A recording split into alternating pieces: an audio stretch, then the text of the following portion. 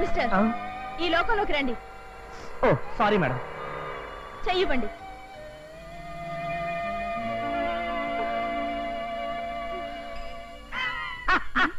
నన్ను డాష్ కొట్టింది కాక ఏమిటా నవ్వు?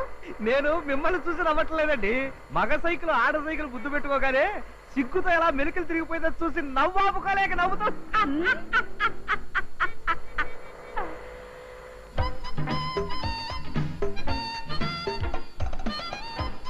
ఏమిటోనండి, ఈ యాక్సిడెంట్లన్నీ మన అశ్రద్ధ వల్ల జరుగుతాయని మనం అనుకుంటాం కానీ